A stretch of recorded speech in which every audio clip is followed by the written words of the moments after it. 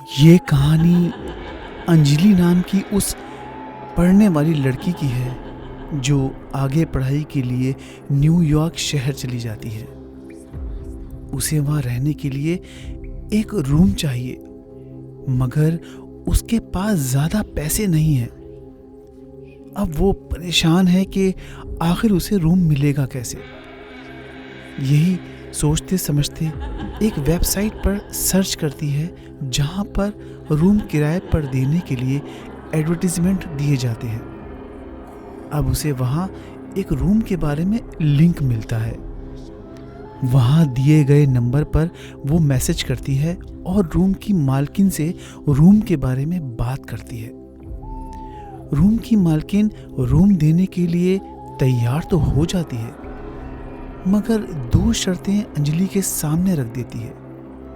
पहली शर्त कि उसके रूम के सामने जो एक बहुत पुराना टूटा फूटा मकान है वो वहाँ पर कभी नहीं जाएगी, और दूसरे, रात 11 बजे के बाद कोई भी लाइट जो उसके रूम या रूम के बाहर होगी उसको कभी नहीं जलाएगी।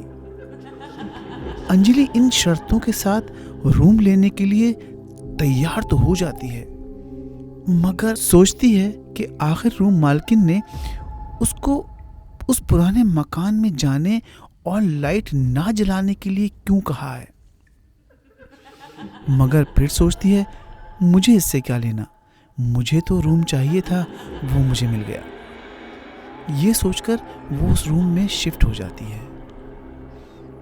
एक दिन अपनी किचन में वो बर्तन धो रही है, तभी किचन की खिड़की के सामने वो मकान जिसके लिए मालकिन ने उसके पास जाने के लिए मना किया था, वहां से किसी के खांसने की आवाज आती है और अंजलि परेशान हो जाती है। सोचती है कि इस टूटे फूटे मकान में तो कोई रहता नहीं, फिर आखिर कौन है जो वहां पर खांस रहा है।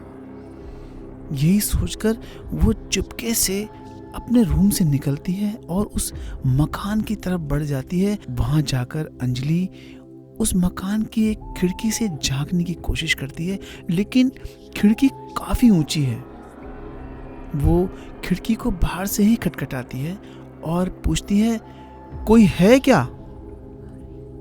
मगर अंदर से किसी की भी आवाज नहीं आती, ना कोई उसको जवाब देता है।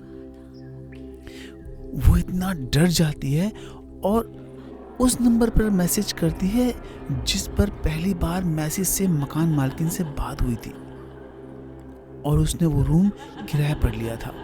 मगर जब किसी भी मैसेज का जवाब नहीं आता, तब वो उस नंबर पर कॉल करती है। तभी सामने से किसी आदमी की आवाज आती है। अंजलि उससे कहती है कि प्रीति से बात करा दीजिए। प्रीति उसी मकान मालकिन का नाम है जब पहली बार उसने मकान के लिए बात की थी।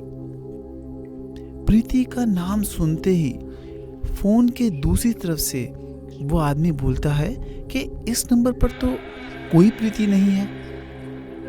तब अंजलि थोड़ा परेशान हो जाती है। वो उस आदमी से कहती है, मैंने इसी नंबर पर मैसेज से बात की थी और प्रीति ने मुझे अपना रूम भी किराए पर दिया था। ये सुनकर सामने वाला आदमी हंसने लगता है और कहता है, मैडम, इस नंबर पर कोई प्रीति नहीं है और ना ही हमारा ऐसा कोई रूम है जिसको हमने कभी रेंट पर दिया हो। अंजलि बड़ी हैरानी से सोचती है और चारों तरफ देखती है कि ये मैं सुन क्या रही हूँ। ऐसा कैसे हो सकता है? जिस मैसेज पर मेरी प्रीति से अभी 3-4 दिन पहले बात हुई, उसी नंबर पर यह आदमी कहता है यहाँ कोई प्रीति नहीं रहती। इतना सुनने के बाद वो फौरन फोन काट देती है और दोबारा उस पर कॉल नहीं करती। इसी सोच में अंजलि देखती है कि अचानक उसके मोबाइल पर उसी नंबर से एक मैसेज आता है जिस नंबर से अभी 2 मिनट पहले किसी आदमी से बात हुई थी, और उस मैसेज में लिखा होता है, गेट खुला रखना। अब अंजलि तो बहुत डर जाती है। उसको इतना डर लगने लगता है कि वो डर के मारे अपने कमरे में बंद हो जाती है। पर थोड़ी ही देर के बाद उस कमरे का जो दरवाजा है उसे लगता है जैसे कोई जोर जोर से खटखटा रहा है। लेकिन अंजलि इतना डर जाती है कि वो गेट खोलने के लिए तक नहीं उठती।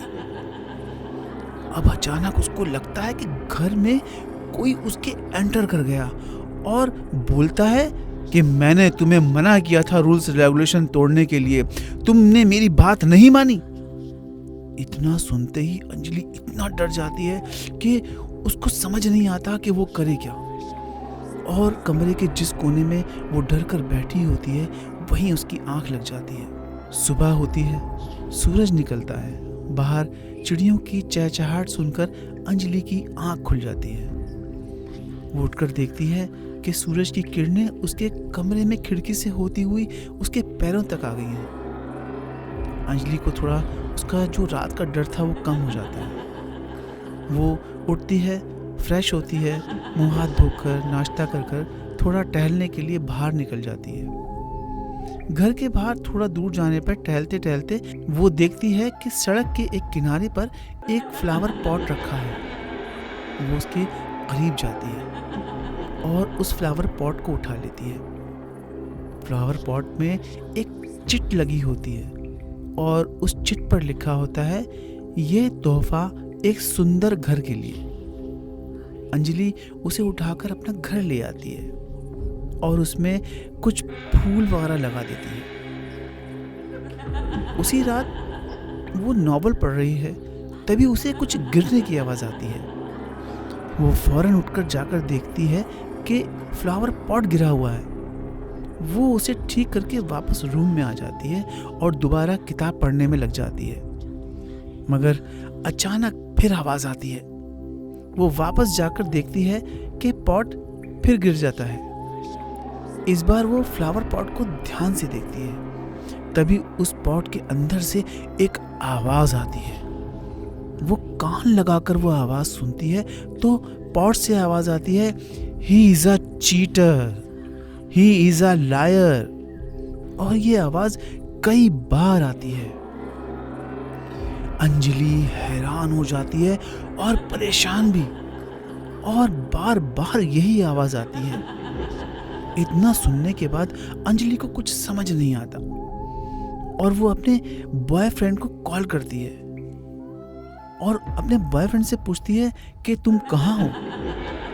बॉयफ्रेंड कहता है, वो तो मैं बाद में बताऊंगा, पहले ये बताओ कि जो फ्लावर पॉट मैंने तुम्हें गिफ्ट दिया है वो तुम्हें कैसा लगा।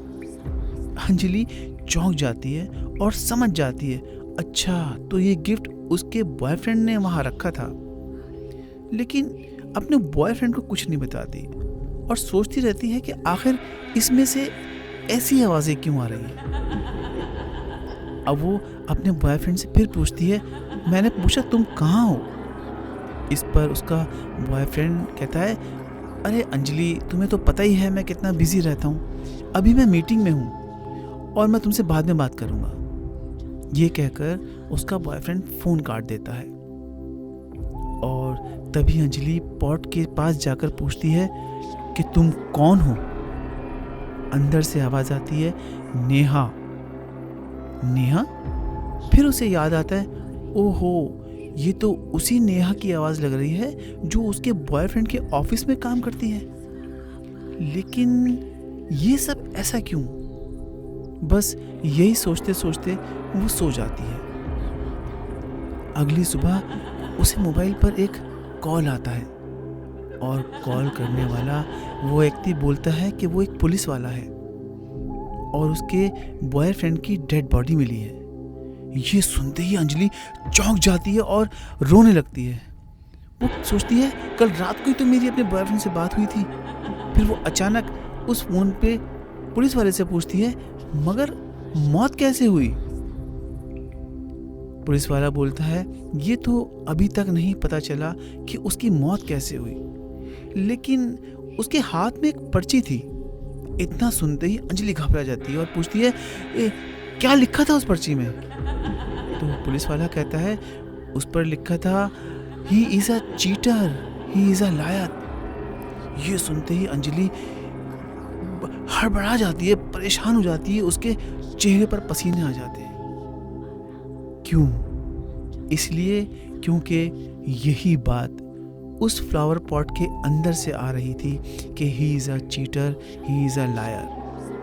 अब वो काफ़ी कुछ समझ जाती है और अगले दिन उस फ्लावर पॉट को उसी सड़क के किनारे पर रख देती है जहाँ से वो उसको उठा कर लाई थी। ये थी आज की कहानी।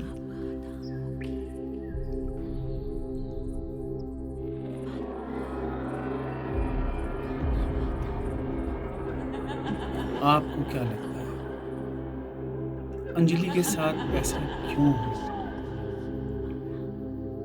उसके बॉयफ्रेंड की मौत का जिम्मेदार कौन था? उसके बॉयफ्रेंड की मौत कैसे हुई? क्या था इसका राज? आप हमें कमेंट करके ज़रूर बताइए।